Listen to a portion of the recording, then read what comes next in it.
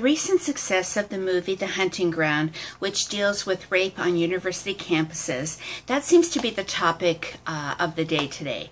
So as an expert of sexual assault in the aftermath, I am a frequent visitor at university campuses, and I talk to victimology students, criminology, law, social work, anyone who deals in the field of mental health and law.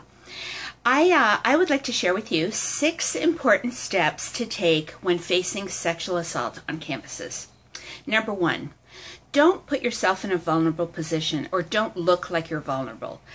A perpetrator will always look for the weakest link. They'll look for the person who's a little bit shy, who looks weak, who is introverted, a little bit scared looking. This type of person is the perfect target.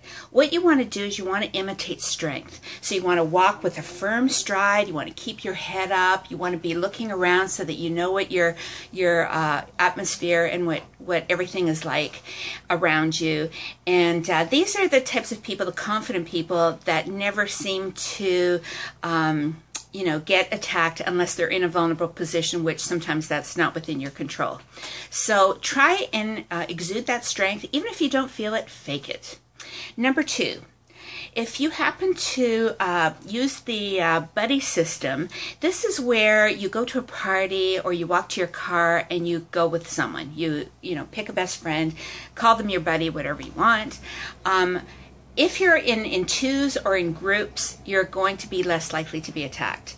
A perpetrator, if they see someone who's even weak looking within a group, it's the group that brings strength. So they're going to stay away from that. They're going to look for the loner or the person who's not there with a bunch of friends. So a way to avoid getting into a vulnerable position is to have a buddy with you. Number 3. Should you happen to be in a situation where you are vulnerable, let's say you have to walk to your car alone, you don't have anyone to accompany you, and your instinct tells you that you're in danger. You know how when you get into an elevator and somebody is standing a little bit too close to you and you feel like they're kind of in your space? That's what I mean by instinct. It's that gut feeling that you have when something just isn't right. Be aware of your instincts. And if you feel like, you're in a situation where you might be harmed, brace yourself. That means be aware of what's going on around you, and should you be attacked, you be ready for that. Okay, brace yourself, meaning, okay, get strong, don't be weak. And the thing is, most people who are attacked by surprise, who are not aware and who do not brace themselves, these are the people that usually they become in total shock, and they are stiff and cannot react. They become zombies, and they're so filled with fear that they're like statues and they can't defend themselves. And that's usually what happens if you are attacked by surprise. Now most victims do get attacked by surprise, so if you do brace yourself, then you're already one step ahead of the game. Number 4, fight like hell to get away if you do get attacked. Okay, and scream as loud as you can, because any attention that's brought to what's happening at the time is going to scare the perp, rather than make him continue. So if you scream and if you fight like hell, he's going to say, hell, this isn't worth it. I'm going to find somebody who's a little bit more weak. Many times a victim will get away if they fight really hard. And not only that, should you get sexually assaulted, even though you do fight, you're going to be damn proud of yourself that you did, when the whole incident is over. You'll be glad that you fought.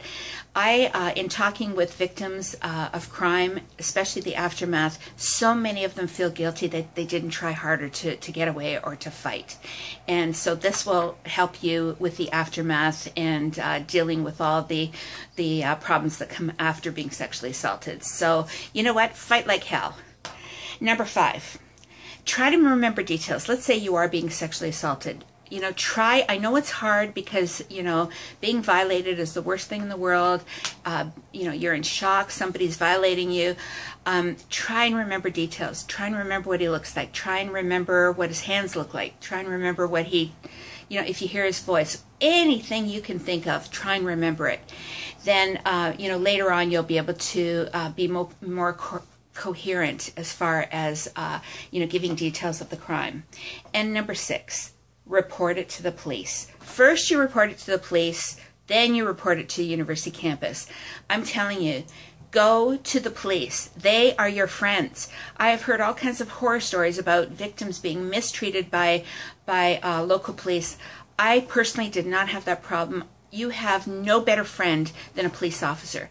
If you happen to get some schmuck who treats you with disrespect, ask for someone else to take over your case or to take your statement. I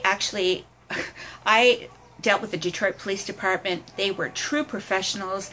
I tell you, I think that that's one of the reasons why I was able to move forward after being gang raped, is because the police were so professional. And I got to tell you, you know, I'm so blessed to have such strong people working on my behalf. Go to the police, even if you don't want to, because somewhere down the road, 10 years later, 15 years later, you're going to be sorry if you don't. Because when that rapist goes to rape somebody else after you didn't report it, you're going to feel so much guilt that you're going to wish that you had. No matter how weak you are, it will give you strength later on. So think about the big picture and think about all the other victims before and after if you don't report it. If somebody before you was raped and didn't report it, that's why you're being raped by this same guy.